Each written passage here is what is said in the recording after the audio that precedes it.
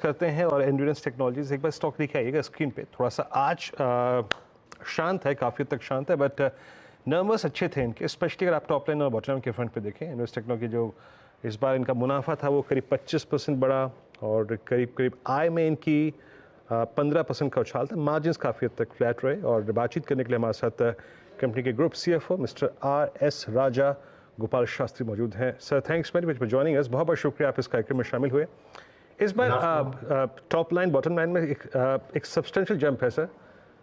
थोड़ा सा शुरुआत करेंगे मार्जिन्स की ट्रेजेक्ट्री जो कि काफ़ी हद तक फ्लैट रही, इस पर आपका टेक, और मार्जिन्स की ट्रेजेक्ट्री मोर और लेस आगे आने वाले क्वार्टर्स में क्या रहेगी, उसमें आप क्या डाइवर्जेंस देख रहे हैं?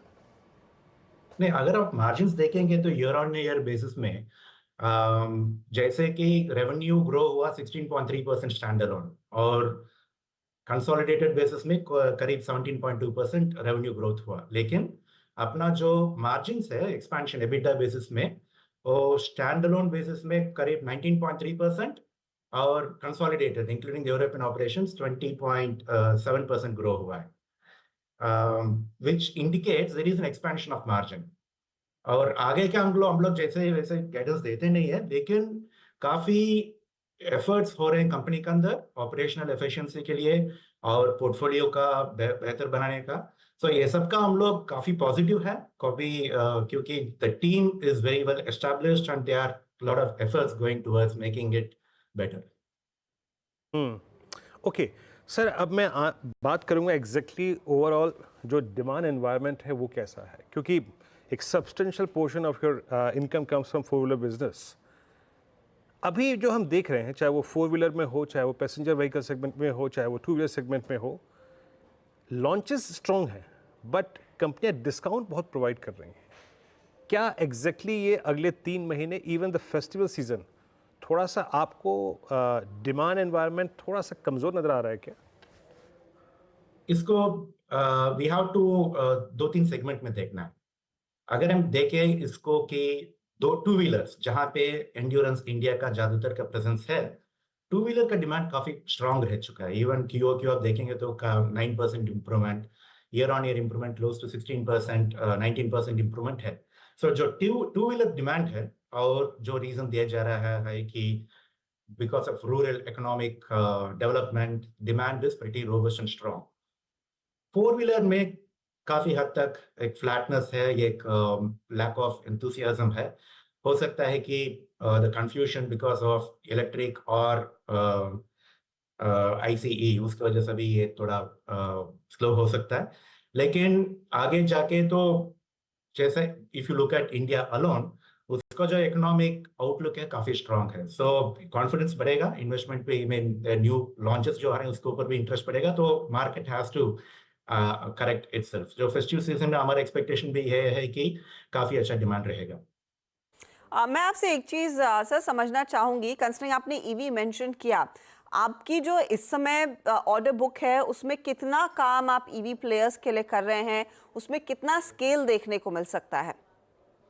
ईवी का अपना हमारा रिसेंट ऑर्डर एक्विजिशन, जैसे कि एंड्योरेंस इंडिया और एंड्योरेंस यूरोप भी हमारा जो प्रोडक्ट्स है काफी हद तक हम लोग उसको ईवी अग्नोस्टिक रखते हैं। जो प्रेजेंस है, जो सस्पेंशन है या ब्रेकिंग है, ये ईवी और ICE दोनों के लिए इट विल बी एप्लीकेबल। सो हमारा ऑर्डर बुक में जो ईवी लॉन्चेस हो रहे हैं उसमें काफी हद तक हमारा ऑर्डर्स भी मिल रहा है। अभी जो स्कूटर लॉन्चेस हो रहे हैं उसमें भी हमारा ऑर्डर्स मिल रही है। And we have a subsidiary called Maxwell, in which we have acquired additional 5.5% stake। उसका भी बैटरी मैनेजमेंट सिस्टम से उसमें भी का अबाउट 1 बिलियन इंडियन रुपीस का ऑर्डर इनटेक भी हुआ उसमें। तो there is a good traction, but we have to see a EV कहाँ जाएगा, क्योंकि OEMs का जो प्रोडक्शन है वो कहाँ जाएगा, कैसे जाएगा, क्योंकि FAM3 का अभी भी फाइनलाइज होना है। We have to see is it purely based on the strength of subsidies, or is it going to be based on the strength of the product and the demand for the product per se? So it is something which we have to wait and watch। It could be an interim stage, but it is yet to mature in our view। नहीं, मेरा मकसद ये पूछने का इसीलिए था क्योंकि कल ऑफ कोर्स हमने वो संकल्प टू 2024 जो ओला का बड़ा अनाउंसमेंट हर साल होता है 15 अगस्त को, उसमें उन्होंने ये स्पेसिफिकली मेंशन किया था कि देखिए 3 साल पहले लोगों को काफ़ी इंट्रोड्यूस करना पड़ रहा था ईवी स्कूटर का कॉन्सेप्ट, और अब लोगों को आदत हो गई है, उसकी तरफ रुझान बढ़ रहा है, इसीलिए उन्होंने इलेक्ट्रिक मोटर बाइक्स भी लॉन्च की। तो क्या वहां पर भी मोटर बाइक्स के लिए एक अपॉर्चुनिटी आप लोगों के लिए पैदा हो रही है? Would you be perhaps serving that industry as well? We will be serving those industries. We have products. अपना पास जो प्रोडक्ट है, जैसे कि मैं पहले बता चुका हूँ कि हमारा प्रोडक्ट ईवी एग्नोस्टिक है। जो हम लोग कास्टिंग्स बनाते हैं या ब्रेकिंग और सस्पेंशन बनाते हैं, ये ईवी के लिए भी एप्लीकेबल है। So we will be servicing all kinds of industries, which we already are doing to a large extent today. And based on what Ola and Ather and other companies, and now even the conventional automakers are getting into the EV business, this would expand the market. Clearly, a substitute रहेगा कि नहीं पता नहीं, क्योंकि but जरूर expand market expand करेगा। ये एक नया variant आएगा, एक नया way of mobility एक शुरू होगी, and that will be only accretive to the overall volumes.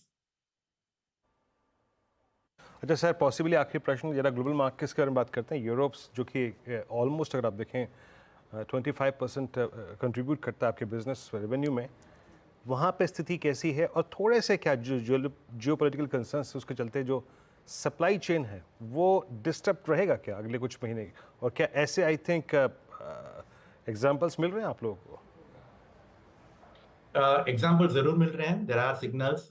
सबसे बड़ा सिग्नल ये मिल रही है कि वो सब OEMs, क्योंकि यूरोप हमारा कस्टमर सब 4 व्हीलर सेगमेंट में है, सब कस्टमर्स जो EVs लॉन्च किए हैं वो सब स्लो डाउन कर रहे हैं, वो they are going back to continuing to expand the production of ICEs। लेकिन हमारा एडवांटेज ये है, हमारा प्रेजेंस दोनों तरफ था कि जो एग्जिस्टिंग प्रोडक्ट्स ICE में थे और नया ऑर्डर हम लोग जो एक्वायर किए हैं EV में, तो वॉल्यूम्स अफेक्ट नहीं हुए, कि काफी गुड ग्रोथ हुआ है ईयर ऑन ईयर बेसिस में अपना यूरोप बिजनेस का। आगे भी वो केयरफुल सिलेक्शन जो करते हैं बिजनेस का, तो एंड्योरेंस अफेक्ट ज्यादा नहीं होगा। लेकिन मार्केट में जरूर कुछ तो फर्क पड़ रहा है, काफी चीजें हैं। जैसे एनर्जी कॉस्ट का जो प्रॉब्लम थी वो तो अभी पीछे रही, we are out of it. काफी हद तक एनर्जी कॉस्ट इज स्टेबलाइजिंग, लेकिन demand scenario is still weak and थोड़ा सा अनसर्टेनिटी है, क्योंकि काफी हद तक यूरोपियन प्रोडक्शन चाइना को सपोर्ट करता है, और वो जो तारिफ वार जो जारी है उसकी वजह से भी थोड़ा बहुत डिस्टर्बेंस है, लेकिन एंड्योरेंस ज्यादा तक उसमें इंसुलेटेड रही। ओके सर, बहुत बहुत शुक्रिया, आप इस कार्यक्रम में शामिल हुए। और आई थिंक सभी यूरोपियन मार्केट्स और यूरोप को लेके ग्लोबल मार्केट्स के साथ साथ डोमेस्टिक मार्केट्स, मार्जिन्स, डिमांड, सब पे अपनी टिप्पणी की आपने सर, बहुत बहुत शुक्रिया and best of luck for next quarter. Thank you. Thanks for this. Mid cap market देखे